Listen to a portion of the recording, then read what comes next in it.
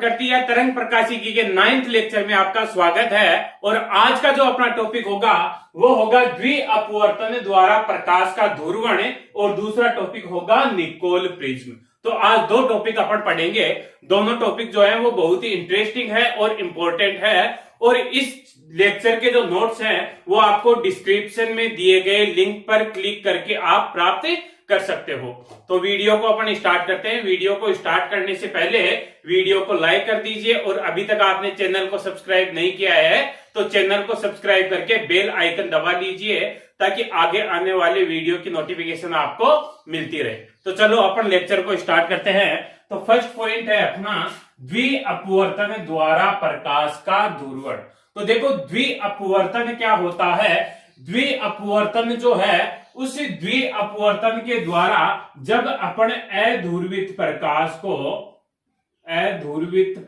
को द्विअपवर्तन का जो सिद्धांत है वो सिद्धांत क्या कहता है। वो सिद्धांत कहता है कि जब अपन अध्रुवित प्रकाश को किसी कैल्साइट या आइसो लेंस पर नामक क्रिस्टल, ये दो क्रिस्टल के नाम हैं जो आपको याद रखने हैं। कैल्साइट या फिर आइसोलेंस पर क्रिस्टल पर आपतित करते हैं तो यह क्रिस्टल जो है इस प्रकाश को दो किरणों में विभक्त कर देता है। एक किरण को तो कहते हैं अपने साधारण किरण और दूसरी होती है असाधारण किरण। इसको दो भागों में विभक्त कर देगा, साधारण किरण और असाधारण किरण। ये असाधारण किरण जो है इसको अपने ओ किरण भी कहते हैं और ये जो साधारण किरण है साधारण किरण को ओ किरण है और असाधारण को अपन ई किरण भी कहते हैं। ये जो साधारण किरण है यह अपवर्तन के नियमों का पालन करती है। अपवर्तन नियम का पालन करती है। और ये जो असाधारण है यह अपवर्तन के नियम का पालन नहीं करती।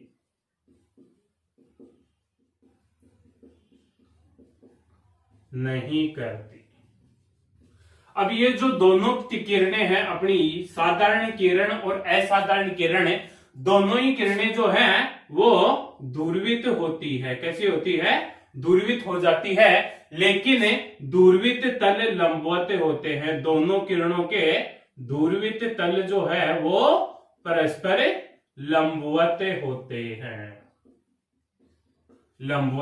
हैं। एक बात और देखो, ये जो कैल्साइट या आइसोलेंस पर क्रिस्टल जो होता है, इस क्रिस्टल की जो फलकें होती हैं उन फलकों के बीच में जो कोण होता है वो होता है आपका 71 डिग्री और 180 को 71 में से माइनस करोगे तो दूसरा हो जाएगा आपका 109 डिग्री। तो इसके फलक कोण जो होते हैं वो होते हैं 71 डिग्री और 109 डिग्री। तो ये था अपना द्विअपवर्तन का सिद्धांत। अब इसका डायग्राम भी देख लेते हैं। तो डायग्राम देखो किस तरह से है। यह अपने पास में मान लो यह क्रिस्टल है, इस तरह से क्रिस्टल है। इस क्रिस्टल का ये जो कोण हो गया यह 71 डिग्री हो गया और ये कोण जो है ये हो गया अपना 109 डिग्री कोण हो गया। इस क्रिस्टल पे जो है अपन ने यह अध्रुवित प्रकाश आपतित किया। तो अध्रुवित प्रकाश को अपन इस तरह से दिखाते हैं कि सभी दिशाओं में इसके कंपन है। ये क्या है? अध्रुवित प्रकाश। अध्रुवित प्रकाश, सभी दिशाओं में इसके कंपन है। तो इस अध्रुवित प्रकाश को अब अगर मैं किरण के रूप में दिखाऊंगा तो आपको पता है अध्रुवित प्रकाश को किरण के रूप में इस तरह से दिखाते हैं। इस तरह से ये अध्रुवित प्रकाश जो है इस क्रिस्टल पर आपतित हुआ तो यहां से यह दो भागों में विभक्त हो जाएगा। एक भाग तो इस तरह से चला गया, इस तरह से। यह जो किरण है अपनी, यह किरण हो गई साधारण किरण। कौन सी किरण? साधारण किरण। और साधारण किरण को क्या कहते हैं? ओ किरण। और ये कैसी है? ध्रुवित है। दूसरी किरण जो है वह इस तरह से चली गई, इस तरह से, यह हो गई अपनी असाधारण, या फिर इसको बोलते हैं अपन ई किरण। यह भी कैसी है? ध्रुवित है। अब इस असाधारण किरण जो है, इस साधारण किरण के कंपन अपन इस तरह से दिखा देते हैं, इस तरह से अपन ने साधारण किरण के कंपन दिखा दिए है। तो असाधारण का जो ध्रुवित तल होगा वह लंबवत होगा, तो उसके कंपन जो है अपन को इस तरह से दिखाने पड़ेंगे, इस तरह से। यह अपने पास में असाधारण किरण हो गई। और ये जो है अपने पास में, यह कौन सा क्रिस्टल है? यह है अपने पास में कैल्साइट या आइसोलेंस पर क्रिस्टल, जिनकी फलकों का कोण जो है 71 डिग्री या फिर 109 डिग्री होता है। अब देखो दूसरी बात, अगर अपन, अब इनमें से अपन को ये देखना है कि अपन ये जो साधारण किरण है और असाधारण किरण है, इनकी पहचान कैसे करेंगे? इनकी पहचान कैसे करेंगे? तो क्रिस्टल के सापेक्ष आपतित अध्रुवित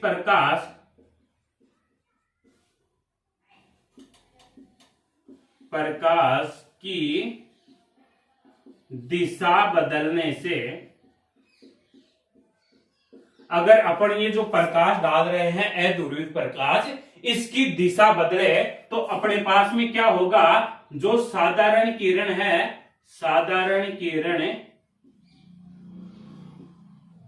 की चाल अपरिवर्तित रहेगी। साधारण किरण की चाल अपरिवर्तित रहेगी और असाधारण किरण की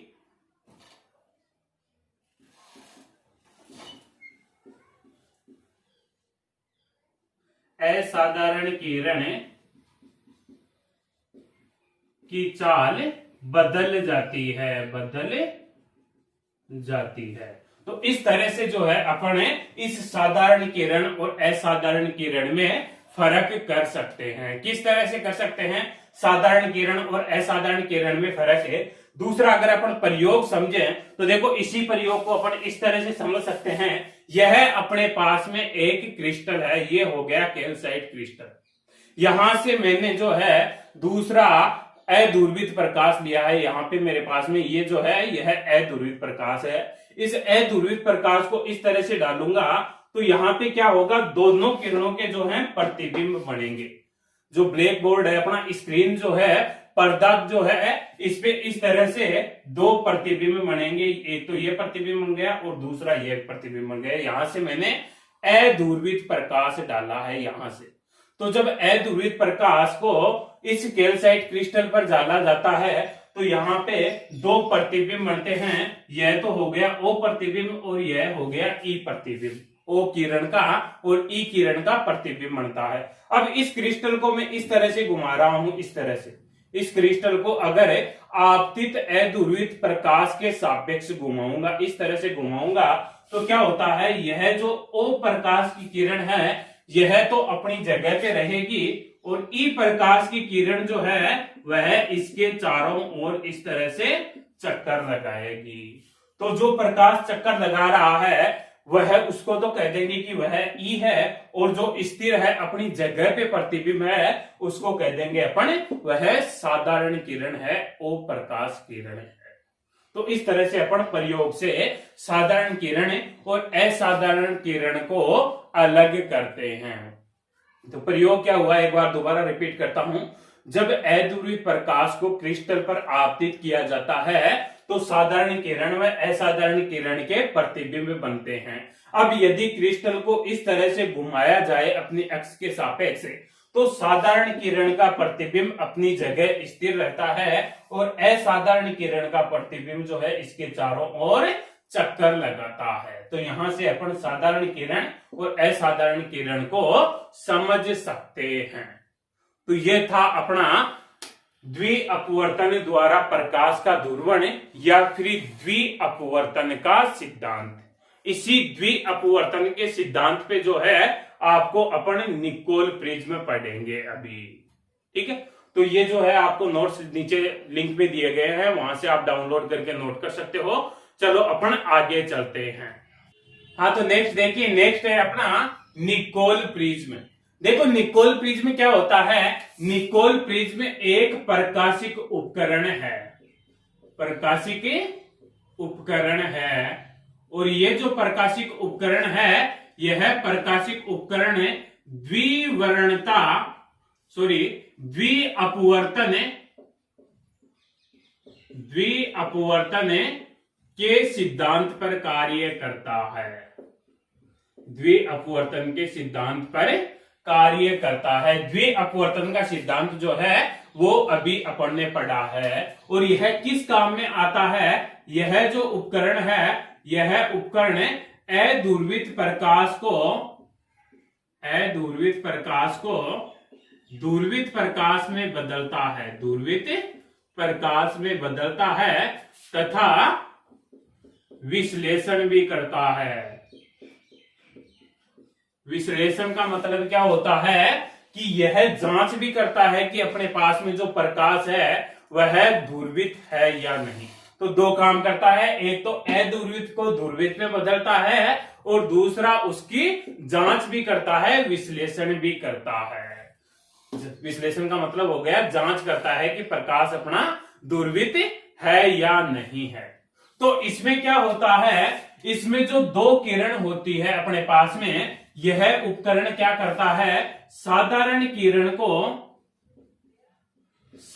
किरण जो है उस साधारण किरण का पूर्ण आंतरिक परावर्तन करवा देता है, पूर्ण आंतरिक परावर्तन करवा देता है। जब अपने क्रिस्टल पे डालेंगे द्विअपवर्तन के सिद्धांत से तो दो किरण बनेगी, एक तो साधारण किरण और दूसरी होती है असाधारण किरण। तो साधारण किरण का तो यह पूर्ण आंतरिक परावर्तन कर देता है और अपन को जो दूरवीत प्रकाश मिलता है, दूरवीत प्रकाश जो मिलेगा अपन को वह मिलेगा असाधारण किरण से।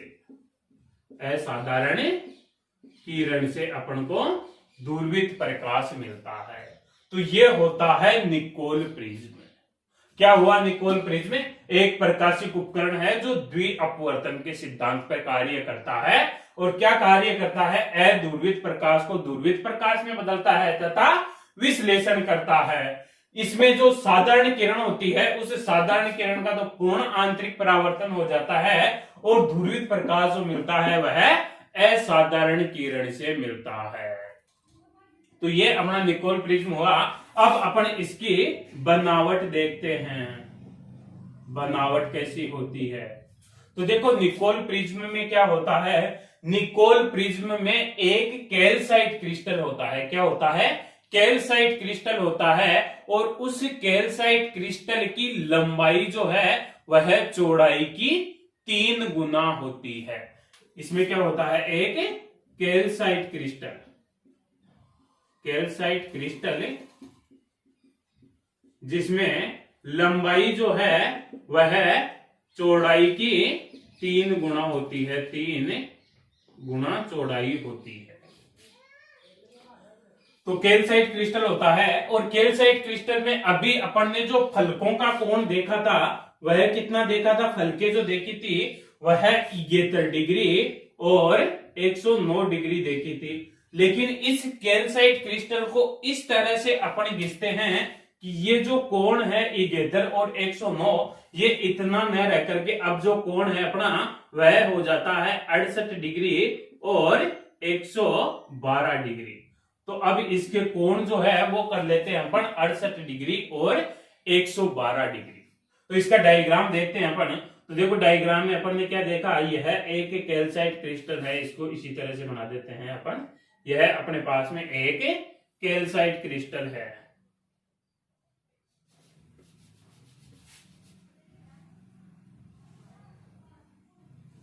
यह हो गया अपने पास में एक कैल्साइट क्रिस्टल हो गया। यहां से जो है अपन इस पे अदूरवीत प्रकाश आपतित करेंगे, यहां से अदूरवीत प्रकाश। इसमें ये जो कोण है ये कोण तो हो गया 68 डिग्री और ये कोण जो है ये हो गया अपना 112 डिग्री। यहां से अपन इसमें प्रकाश आपतित करते हैं, तो ये जो प्रकाश है यह अध्रुवित प्रकाश है। कौन सा प्रकाश है? अध्रुवित प्रकाश। अध्रुवित प्रकाश को किस तरह से दिखाएंगे? इस तरह से सभी दिशाओं में अपन कंपन दिखाएंगे, इस तरह से दिखाते हैं अध्रुवित प्रकाश को। अब इसकी बनावट में और क्या होता है, ये जो विकिरण है इस विकिरण के अलोंग इस क्रिस्टल को कट कर दिया जाता है। यहां से अपन इस क्रिस्टल को कट कर देंगे, यहां से कट करके इस ये जो लेयर बनी है, ये जो तल बना है, इस तल में अपन कन्नाडा बाल्सम सीमेंट भर देते हैं। कौन सी सीमेंट? कन्नाडा बाल्सम पारदर्शी सीमेंट। कन्नाडा बाल्सम पारदर्शी सीमेंट, इसको इस तरह से काटा और काट करके दो टुकड़े हुए, बीच में कन्नाडा बाल्सम पारदर्शी सीमेंट चिपकाई और वापस इन दोनों टुकड़ों को ऐसा का ऐसा जोड़ दिया। फिर अपन क्या करते हैं, इसको जोड़ने के बाद में ये जो इसके ऊपरी और निचले तल है जो है, ऊपरी सतह और नीचे वाली जो ये सतह है, ये जो सतह है और ये वाली जो सतह है, इन सतह को अपन ब्लैक पॉलिश कर देते हैं, काला कर देते हैं। इन पे अपन ब्लैक पॉलिश कर देंगे, काली सतह कर देंगे। इन दोनों सतह पे अपन ब्लैक पॉलिश कर देते हैं। तो ये हो गई इस निकोल प्रिज्म की बनावट। तो निकोल प्रिज्म की बनावट में अपन ने क्या देखा, एक कैल्साइट क्रिस्टल होता है जिसकी लंबाई चौड़ाई की 3 गुना होती है और फल के जो 71 डिग्री और 109 डिग्री पे होती है उनको इस तरह से घिसा जाता है कि फलक कोण 68 डिग्री और 112 डिग्री हो जाए। अब इस कैल्साइट क्रिस्टल को चित्रानुसार विकिरण के अनुदिश काट करके इसमें पारदर्शी कन्नाडा बाल्सम सीमेंट भर दी जाती है और वापस जोड़ दिया जाता है तथा इसकी ऊपरी और निचली सतह को काली पॉलिश कर दी जाती है। तो यह हो गई इसकी बनावट। तो यह अभी अपन ने क्या देखा, निकोल प्रिज्म क्या होता है ये देख लिया और बनावट देख ली। अब नेक्स्ट जो है अपन इसकी कार्य प्रणाली देखते हैं। हाँ, तो अब इसकी कार्य प्रणाली देखिए। तो कार्य प्रणाली में क्या है, जब अपन इस अध्रुवित प्रकाश को इस क्रिस्टल पर आपतित करते हैं तो यह 2 किरणों में विभक्त हो जाता है, एक तो साधारण किरण और दूसरी असाधारण किरण। तो इसको 2 किरणों में विभक्त कर लेते हैं इस तरह से। ये जो किरण है यह हो गई अपनी साधारण किरण, इसमें अपन प्रकाश तल के कंपन इस तरह से दिखा देते हैं। और दूसरी जो है यह हो गई अपनी असाधारण किरण। दूसरी जो है यह असाधारण किरण है, इसमें इस तरह से दिखा रहा हूं मैं कंपन इस तरह से। अब ये जो साधारण किरण है, इस साधारण किरण के लिए ये जो क्रिस्टल का अपवर्तनांक होता है, साधारण किरण के लिए जो क्रिस्टल का अपवर्तनांक होता है वह होता है अपना 1.55। और ये जो कन्नाडा बाल्सम जो है इसका अपवर्तनांक होता है 1.45। तो ये जो है अपनी साधारण किरण जो है यह 1.55 वाले अपवर्तनांक से 1.45 वाले अपवर्तनांक में जा रही है। इसका मतलब यह सघन माध्यम से विरल माध्यम में जा रही है। जब यह सघन माध्यम से विरल माध्यम में जाती है तो यहां पर क्रांतिक कोण से अधिक कोण पर आपतित हो जाती है और इसके लिए ये जो क्रांतिक कोण है यह अप्रोक्सीमेट 69 डिग्री है। तो 69 डिग्री से अधिक कोण पर आपतित हो जाती है और जब कोई किरण क्रांतिक कोण से अधिक कोण पर आपतित होगी तो उसका पूर्ण आंतरिक परावर्तन हो जाएगा। तो यह वापस इसी माध्यम में लौट आती है और इस माध्यम में ये जो नीचे काली सतह है इस काली सतह के द्वारा अवशोषित कर ली जाती है। ये यहाँ पे काली सतह के द्वारा अवशोषण हो जाएगा, अवशोषण हो जाएगा।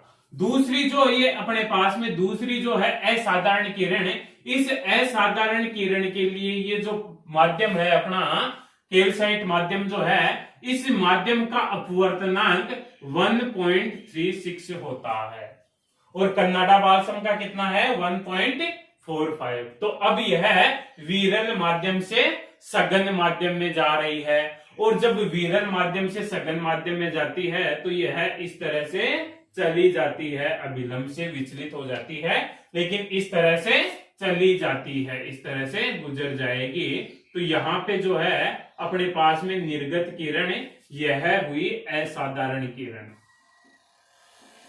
असाधारण किरण हुई और इसी के द्वारा जो है अपने दूरवित प्रकाश प्राप्त करते हैं। दूरवित प्रकाश अपन को यहाँ पे मिल जाता है जिसके कंपन इस तरह से। तो यह थी इसकी कार्य प्रणाली। एक बार दोबारा रिपीट कर रहा हूं कार्य प्रणाली को। तो देखिए, जब अदूरवित प्रकाश को अपन क्रिस्टल पर आपतित करते हैं तो यह दो किरणों साधारण व असाधारण किरण में विभक्त हो जाता है। साधारण किरण के लिए क्रिस्टल का अपवर्तनांक 1.55 तथा कन्नाडा बालसम का अपवर्तनांक 1.45 होता है। इसलिए साधारण किरण सघन माध्यम से विरल माध्यम में जाती है, किंतु यह क्रांतिक कोण, इसके लिए जो क्रांतिक कोण है वह अप्रोक्सीमेट 68 डिग्री है। क्रांतिक कोण से अधिक कोण पर आपतित होने के कारण इसका पूर्ण आंतरिक परावर्तन हो जाता है और इसी माध्यम में लौटकर नीचे काली सतह द्वारा अवशोषित कर ली जाती है। दूसरी असाधारण किरण के लिए क्रिस्टल का अपवर्तनांक 1.36 होता है और कन्नाडा बालसम का 1.45 होता है। इसलिए यह जो किरण है यह विरल माध्यम से सघन माध्यम में जा रही है, तो अभिलंब से विचलित होकर के इस तरह से गुजर जाएगी और अपन को जो दूरवित प्रकाश मिलता है वह असाधारण किरण से दूरवित प्रकाश प्राप्त होता है। तो ये था अपना निकोल प्रिज्म की कार्य प्रणाली, बहुत ही इंपॉर्टेंट है। आज का लेक्चर इतना ही है, तो वीडियो को प्लीज लाइक, सब्सक्राइब और शेयर जरूर करें। वीडियो को अगर अभी तक चैनल को आपने सब्सक्राइब नहीं किया है तो चैनल को सब्सक्राइब करके बेल आइकन दबा दीजिए, जिससे आगे आने वाले वीडियो की नोटिफिकेशन आपको मिलती रहे। और कोई आपका सजेशन हो तो प्लीज कमेंट करें। ओके, धन्यवाद।